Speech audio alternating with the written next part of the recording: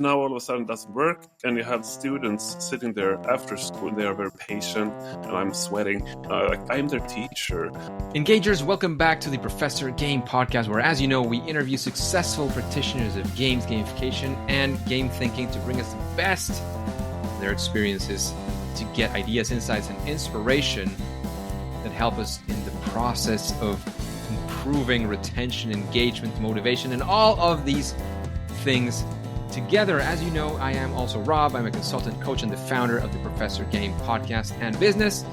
And I teach gamification, game-based learning at places like IE, EBS, EFMD, and other places around the world. And before we dive into the interview, remember that if you're struggling with retention and or churn in your business, you can find all of our free resources that you can get access by just clicking on the links on the description. And today we have Anders. Anders is a teacher in Swedish upper secondary school. His main subjects are history and Swedish, but he also a part of the school's educational steering group and takes part in a collaborational project with other Nordic upper secondary schools. Aside from being a teacher, he's a musician, as you can see probably when you check out his background, mostly playing the bass, guitars, and synthesizers in several bands, and records a lot of music in the house up in the Swedish forests. With his friend Zenia Lukaninau, I'm going to be terrible at pronouncing that for sure, he has created educational tool simulations to be used in history class in upper secondary school called the Great Gambit. The scene is a tumultuous transitional period in the Europe's history, dwelling the years between 1871 and 1914, the build-up to World War I, and the purpose, to put it short, is to make the students understand driving forces behind conflicts and wars, and hopefully teach them to understand how a society can actually avoid things like wars.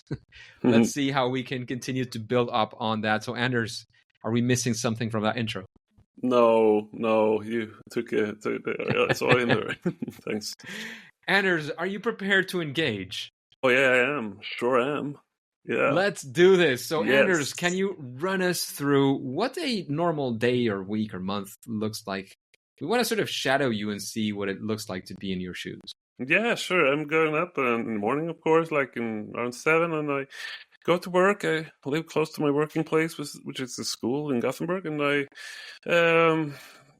have my classes, prepare for the classes. I correct some tests, like ordinary upper secondary school teacher stuff, and I try to get some room in the day to maybe just, I don't know, sit down and reflect and listen to lots of music, and can combine that stuff when doing my regular work. So yeah, a week is like Monday to Friday. It's not that much to talk about. I mean, at school, being a teacher, if you're not teachers yourself listening here, I can tell you, no day is the other one alike.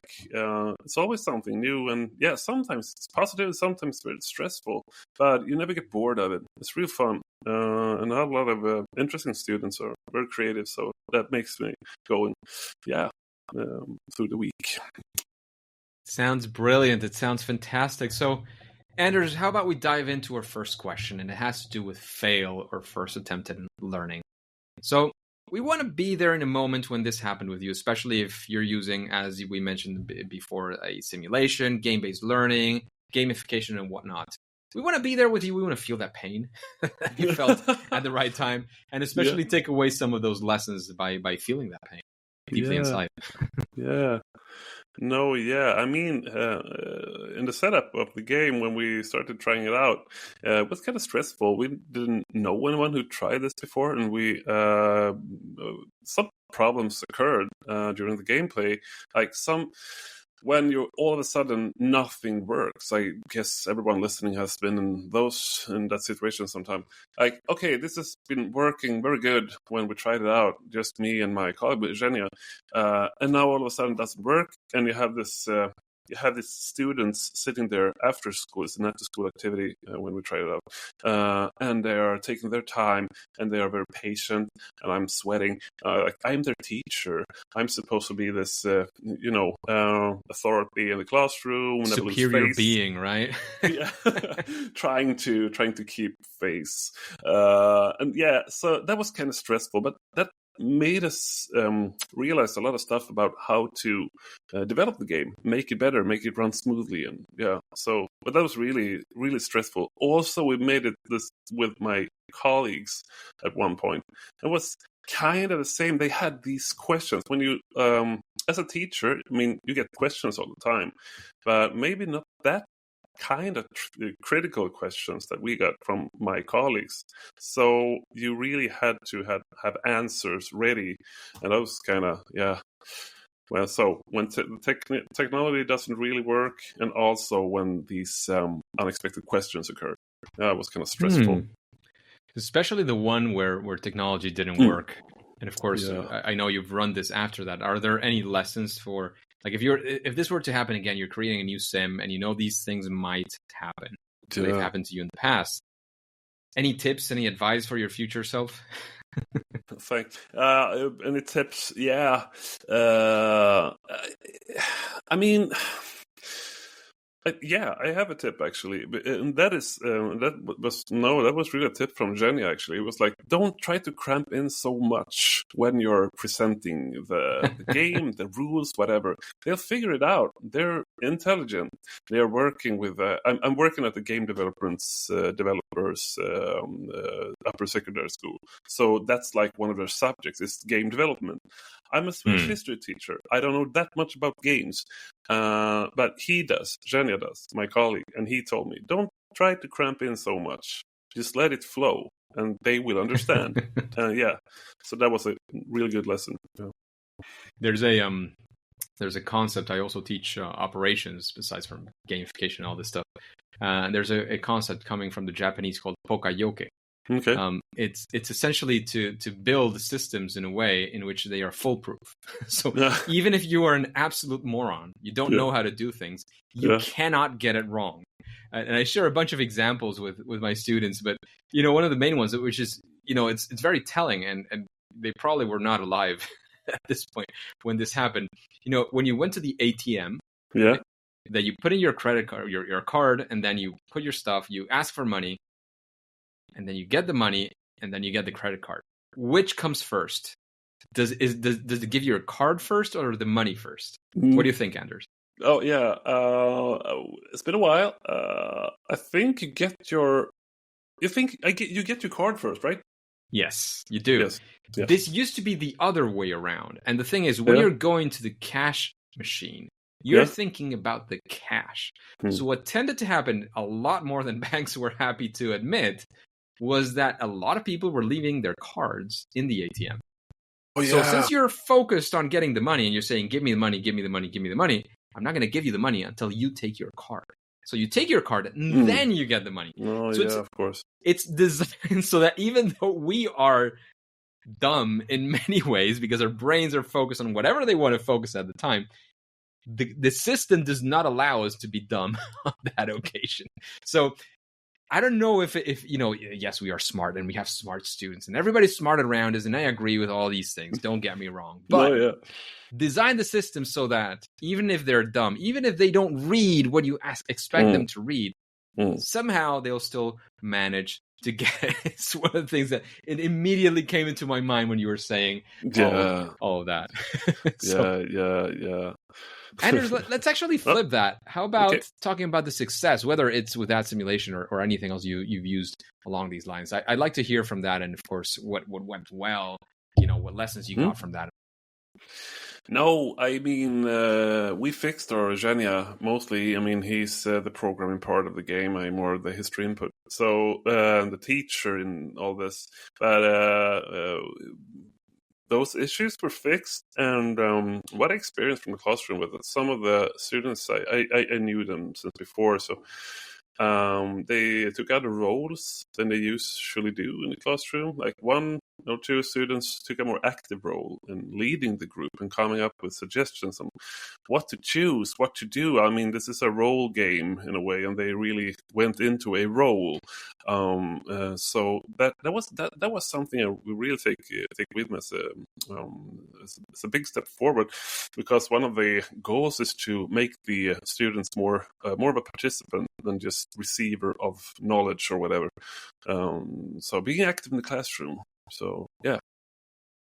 that was a good thing. Awesome. Awesome. And, through this development process, I know you mentioned that your colleague is the one who's doing the development and the programming and all of that, and probably also sort of you're thinking together through the design of the game itself. What was the process, or if, it was more of a, build it as we can. If you were to build another one, if you were to build it again, would you follow some process, like, we go from ideation that means this to this other thing, and then we actually jump into the tech the decisions, or I don't know, like, is there something along those lines that you followed or would follow in the future?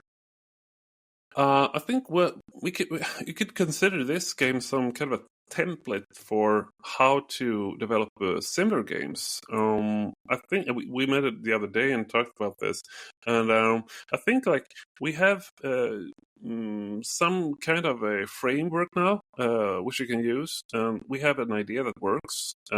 So I think we don't need that much of a starting stretch, we can use what we have and just develop that further and place this this simulation or role game or whatever in another context, in another time period, because this is focused on time before the World War One, but you can easily use this method and place it in another time, Cold War, the 30s, or whenever, where you would like to do. So yeah, we're discussing that, how to like make something else, something more of this. So yeah.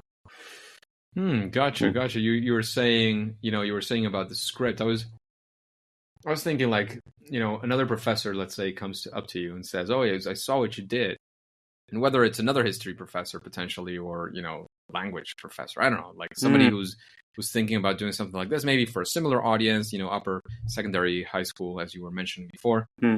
Like, what would you do first? What would you ask them? Like, what are you thinking? Or what, like, I don't know. Is it the learning objectives, or maybe you start figuring that out first and see where the game takes you? I don't know. Is there, again, let's just imagine here that's happening. What would be the road?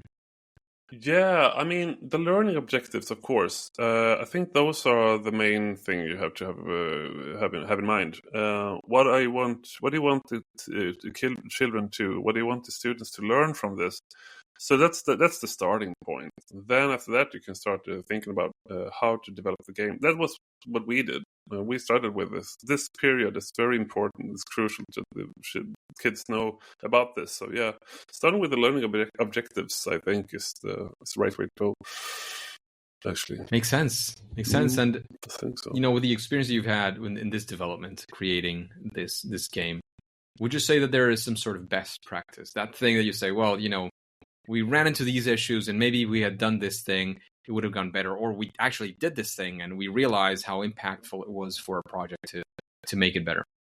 Yeah, I think that, like, the best practice, I mean, we took a while for us to make this. It took about 2 years to make it. I mean, it was a slow process because, working part-time or full-time on the side, that takes a while. So, I mean, I don't know. It's a good question, though. I think because we're talking about the development of the game now, right? Not like how to play it in the classroom. No, of course. Yeah. Like on like, again, remember, our audience, the engagers, are people who are potentially doing something like what you are, or along those lines. I think that you must start from interest, I mean, I'm really interested in this period, but I want to learn more from something. I mean, if you want to do some creative work, if we want to break new ground and making educational tools, I mean, that's hard work in itself. But if you are doing it with something you really like on a personal level, which I do, and something you want to learn more about, I think that's the way to go. I think that's where you want to start. I want to investigate this. I want to learn more from this. I think that's the best way to, like, the best starting point. It was for us. That's for sure. Yeah, makes sense. I like it. Yeah. Anders, after answering these questions, I know you listened to a few episodes as well before. Is there somebody that, I don't know, whether inspired you or inspires you nowadays, or that you think would be interesting to hear answering these questions as well on the podcast. Does somebody come to your mind? Yeah, I mean, for me, your podcast is like more the framework. It's learning. It's games. It's like digital games mostly, and that's awesome. But in my mind, your podcast is a lot about creativity. And so, I don't know. I mean, I'm a musician. I would like to hear Neil Young talk about his process. He's like one of my favorite musicians and creators of all time. And some dead people too. I mean, we have this Swedish artist called Hilma Klint, was really far out in early 20th century, but totally unknown because at the time, but then gained reputation throughout the years. And like, was one of the first abstract painters in the world, you know, but totally forgotten before Kandinsky and everyone. I would like to hear her talk about the creative process. That would be really cool. Like, how did you even come up with this, and what filled you up, and what filled your mind, taking the step away from the more, you know, concrete paintings to these abstract forms, these huge paintings? That would be really cool. So I think mostly, yeah, people doing creative work, breaking new ground. Maybe that just sounds very generic or something, but that's interesting. All the music I listen to, most of the music I listen to is made, I guess, not that popular at the time it was made, but gained popularity throughout the years. So, not in Neil Young's case, though. He was anybody specific that comes to mind? You mentioned somebody at the start. I might have to go back to the recording to actually make sure who that is. But anybody, that one or somebody else? Yeah, that would be. I think Neil Young. Yeah, that's what I said before. He's really interesting in his creative process. He made like no sacrifices, I feel. He only did what he felt right, what he felt was right for the moment. Like, not really getting steered in any directions unless he wants to. So yeah, that would be cool. Sure, Neil Young. Yeah. Why not? Absolutely. In terms of those recommendations, how about a book? Is there any books you would say, read this, and whatever hits your fancy, but that might help the people in some way either get inspired, or directly or indirectly, just open up their minds? Yeah, I picked some books from my bookshelf here. So this is one, if you're watching, this is Hang City. This is a new book from a Swedish author called Michael Ivesand. He's from the north of Sweden. I think it's coming out in a translation pretty soon. Right now it's only in Swedish. But this really spurred my interest because it's a book. Like, I saw an interview with this guy, and he's a really comic sense that is really interesting. He was like, I don't like movies and books that has a, like, what do you say in English, like a plot. You know, it's more like, this are situations happening to these kids during a summer, and doesn't have to lead anywhere because it's just a situation, and how, like, their language to each other, how they talk to each other, and how you get into their like little bubble. And I love how he uses smells to produce to make a feeling, you know, make you feel something. It's very much show don't tell. So that's great. I would really recommend him. I'm actually reading a Spanish author right now called Irene Solá, a prize winner in Europe. Takes place in Catalonia, somewhere in the Pyrenees, somewhere north of Spain. I read half of it now. It's really poetic. It's really cool. Also, that's interesting because she changes perspective from people and to animals, to sometimes the mountains speaking, sometimes the clouds speaking, and then you don't get it from the beginning. Sometimes a deer speaking. So I like that change of perspective. That was really inspiring. So yeah, that's two books I could recommend. Absolutely.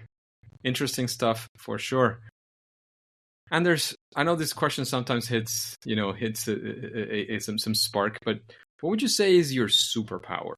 That thing that you do at least better than most other people? I think I can. Oh wow! Well, that's a hard question to answer because, yeah, but mm, mm, mm, mm. Um, I think I have something that I can talk to. I think I can find a student's nerve in a way, what drives them, what's their interest. I mean, with music, it's easy because I'm a musician and I listen to a big variety of music, so I can always use that. But I mean, I also like old cars and stuff. I think I can find like the way in to get to, and also football. You can find something to get the way in to create some kind of a you know to win the students' respect in the classroom. I think so. I hope so. I hope that's my superpower. So if you ask the students, they might say, "Well, no, we don't understand jack shit what he's saying." It's like, I don't know. But yeah. Makes sense. So Anders, what would you say is your favorite game at this point? Oh, I don't know. Yahtzee. No, the thing is, I'm not playing that much games. I have this history game I really like. I used to play more games before, but I'm not that much of a gamer. We talked about this, me and Zhenya, because I was telling Zhenya, like, yeah, but Zhenya, I don't know if I can pull this off. I'm not that much of a gamer. And he was like, that's perfect. I'm the gamer. You are the teacher. So, well, if I have to say something, I have this board game in Sweden called Vem vet när? Translated, it's like, who knows when? I'm a history teacher. I usually win when I play that game, so that's why I like it. But even if I don't win in the game, I like it too. Not trying to if the ones I'm what do you say? If you play with other history teachers, that's more of a challenge, of course, because everyone wants to win it. You have to guess when something happened. You have to place it on this timeline.